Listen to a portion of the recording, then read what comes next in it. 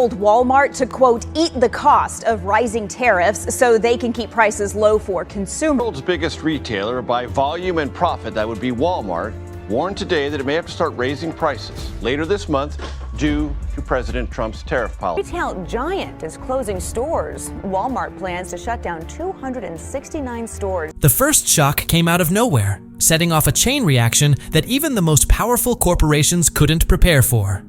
Walmart, long known for its promise of low prices for every American home, stunned both Wall Street and shoppers when it announced it would shift parts of its supply chain out of the United States instead of absorbing rising costs. This move signaled something few had expected. The era of guaranteed affordable goods was over. Prices jumped almost overnight, putting even more pressure on families already struggling with inflation. Although Walmart urged customers not to panic, its reassurances only deepened public anxiety. Not long after, Target, often viewed as a pillar of retail stability, was pulled into the same economic chaos. The panic triggered a pressing question. If giants like Walmart and Target were faltering, what would happen to smaller businesses? And what would that mean for millions of Americans? The crisis, surprisingly, had started with something as routine as a trip to the grocery store, now suddenly transformed. Shoppers were stunned to see prices leap overnight. A pack of beef shot up from $9 to almost $14. Lettuce surged by 30%. A box of cereal, a staple of morning routines, now cost $2 more. The sense of certainty that once came from well-stocked American shelves had vanished. And it didn't stop at the US border. Tariffs sparked a domino effect that rocked the global supply chain. Essential goods like rice, cooking oil, and canned food were delayed. In Southeast Asia, shelves once filled with US exports now sat empty. In cities like Nairobi and Manila, food prices soared, worsening conditions for already struggling families. At the heart of it all was a political move made in Washington. President Trump ignited the crisis when he publicly criticized Walmart, accusing the company of betraying American workers. The fallout was immediate and widespread. For the first time ever, Walmart dropped its iconic everyday low prices slogan. A business model once considered invincible began to unravel. The new tariffs made it impossible to maintain low prices, and by the second quarter of 2025, Walmart's losses had ballooned to $25 billion. Ultimately, it was working families who bore the cost, as household budgets stretched thinner than ever. By June, Walmart's situation had grown even more serious.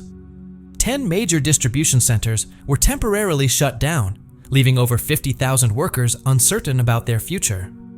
The company's once celebrated just-in-time delivery system was failing.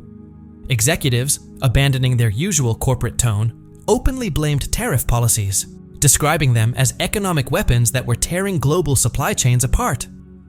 What had begun as a politically motivated decision had become a full-blown retail nightmare. Wall Street felt the shockwaves almost immediately. Investors panicked as they saw rising prices at Walmart, closed warehouses, and a ripple effect through the financial markets. The concern grew far beyond groceries. Electronics makers, fashion brands, and toy companies, all of which depended on Walmart's purchasing power to keep costs low, found their contracts unraveling. Shipping costs surged. Brokers were forced to renegotiate deals almost weekly. The global trade system slipped into a level of disorder unseen in decades. Economists and analysts warned that if Washington didn't act fast, the country could plunge into the worst retail crisis in modern history, right as the holiday shopping season approached. The epicenter of all this disruption traced back to April 2nd, 2025. That day, in the White House Rose Garden, President Trump signed Executive Order 14,257. What he called the Liberation Day Tariffs. Intended to pressure China, the move ended up shaking the global retail system to its core. Walmart's decision to reduce US operations was only the beginning. Target, Costco, and Home Depot quickly followed. The sudden pivot to sourcing from countries like Vietnam and India represented one of the most dramatic shifts in global supply chains in decades. Rather than weakening China's hold on global trade, the policy sped up its evolution, and it was American consumers who paid the price. Within just a few days, nearly all imports into the US were hit with a minimum 10% tariff, except those from Canada and Mexico. By April 9th, trade partners had fired back. A total of 60 countries imposed retaliatory tariffs. China was hit especially hard, with duties on its US-bound exports soaring to 145%. The backlash spread quickly. One of Walmart's largest toy suppliers in China was forced to cut production by 70%. The American Toy Association issued a dire warning. Nearly half of its members were at risk of going bankrupt. Shipping costs along major routes, such as from Shenzhen to Long Beach, tripled. Delays became the new normal. Even Europe felt the pain. Store shelves emptied, and restocking took weeks. At America's major ports, hundreds of shipping containers were left abandoned as importers refused to pay the new duties. Many goods spoiled, left sitting too long without refrigeration. Walmart's warehouses turned into crowded lots filled with unsellable inventory. What should have been a season of booming sales turned into a period of empty shelves and economic uncertainty. By May 2nd, things escalated even further. President Trump threatened a 50% tariff on all European imports unless the EU agreed to his terms. In just 3 days, European markets lost $180 billion in value. German car exports plummeted, and stock markets around the world tumbled. Meanwhile, Asian economies braced for impact. What had started as a trade maneuver had become a global economic upheaval, one that upended shopping trips, devastated supply chains, and left families around the world struggling to afford the basics. South Korea was hit hard and fast. A sudden 25% tariff put nearly half of all Hyundai and Kia exports to the US in jeopardy. The Bank of Korea issued a stark warning. The country's auto industry was facing a massive blow, risking both jobs and billions in revenue. While governments scrambled to respond, it was Walmart workers in America who felt the immediate fallout. As shipments slowed, work hours were slashed. For many families, the wages they counted on to make it through the summer simply disappeared. Some employees began rotating shifts just to keep a fraction of their income flowing. Labor unions spoke out forcefully, pointing out that the tariffs weren't just punishing foreign producers, they were landing direct hits on American workers too. By the end of May, a thick cloud of uncertainty hung over the entire retail industry. On May 28th, the U.S. Court of International Trade ruled that the president had exceeded his authority by imposing the tariffs, ordering a temporary suspension of most of them. But instead of bringing relief, the decision only made things worse. Markets were now unsure whether the tariffs would return, and if they did, whether they'd come back even stronger. Walmart, meanwhile, was bracing for a staggering $25 billion quarterly loss, with no clear path out of the crisis. The company's effort to move supply chains away from China turned out to be far more difficult than expected. Factories in Vietnam and India hit capacity almost immediately. In Hanoi, textile plants reported order backlogs stretching out 6 months. In India, electronics factories were stalled due to missing components still sourced from China. Just as demand was ramping up, production was grinding to a halt. Walmart's global procurement teams were seeing numbers they had never imagined. In just 3 weeks, the cost of shipping goods from Asia to the US had doubled.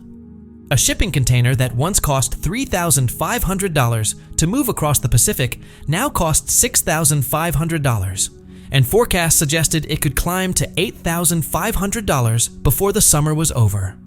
Shipping schedules were in chaos, sailings were canceled, ports were skipped. Delays stretched from days into weeks. Walmart's intricate global logistics network, once considered a pillar of its competitive advantage, was beginning to unravel. And it wasn't just the retail giants feeling the squeeze. The pressure cascaded downward to mid-sized and small businesses. Banks began tightening lending to import-dependent firms. Venture capitalists pulled out of logistics startups, unwilling to risk money in such a volatile environment. Credit rating agencies took note, downgrading the entire retail and manufacturing sectors. Week by week, the effects rippled across supply chains. Warehouses were overloaded. Companies scrambled to stockpile goods before the next round of tariffs kicked in, which sent storage costs soaring. Some warehouse facilities began charging 4 times the usual rate, Flex, a company that specialized in temporary storage, saw demand skyrocket to 6 times its normal level, forcing it, for the first time ever, to implement a waiting list. Walmart's decision to shutter multiple distribution centers only deepened the crisis.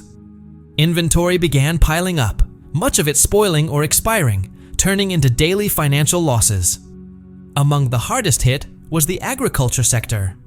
Refrigerated containers filled with beef and produce sat abandoned at ports, unable to reach stores or restaurants. Export activity slowed to a crawl. For farmers who had just begun to recover from previous trade wars, this new blow was devastating. American beef, once a symbol of the country's agricultural might, was now frozen and unsold, a powerful image of broken supply chains and wasted potential. For families across the country, the burden grew heavier each week. Economists estimated that these tariffs were adding an extra $1,000 a year to the average household's expenses. In a rare public admission, Walmart's chief financial officer went on national television to confirm the growing crisis. Beef prices had surged to $14 per pound. Patio furniture sets now cost $60 more. A child's car seat was up by as much as $100. Even Walmart's online business, once seen as a bright spot, was starting to buckle. Thousands of small businesses that sold through its platform were being crushed by rising costs. Some had no choice but to raise their prices. Others pulled their products entirely. By the middle of the summer, the fallout was undeniable. Walmart's once revered just-in-time delivery system had collapsed. Cargo ships waited offshore, unable to unload. Shelves in suburban Walmart stores were eerily empty. Essentials cost more, while thousands of workers lost their jobs. Despite this, politicians continued to insist that tariffs would help bring manufacturing back to the US. But the reality on the ground told a different story. Instead of revitalizing the economy, the policies were dragging American households deeper into a storm of rising costs and product shortages. Quietly, Walmart began preparing the public for what it described as the biggest turning point in modern retail history. The financial world was rattled when a leaked internal document titled Project Sort revealed shocking plans. Walmart would shut down 10 major distribution centers within weeks. These weren't just warehouses, they were economic anchors stretching from California to Florida. For many communities, they were vital sources of jobs and local business activity. Once these facilities shut down, more than 50,000 workers stood to lose their livelihoods. The surrounding communities, from restaurants to gas stations to trucking firms, braced for a wave of collateral damage. Local governments began calculating the potential hit to their tax revenues. Behind every spreadsheet and corporate announcement lay a more painful truth. The very foundations of American retail were beginning to crack. The livelihoods of workers who had built and sustained the system were slipping away. And with every passing day, one question grew louder. How much more pressure could the system take before it collapsed completely?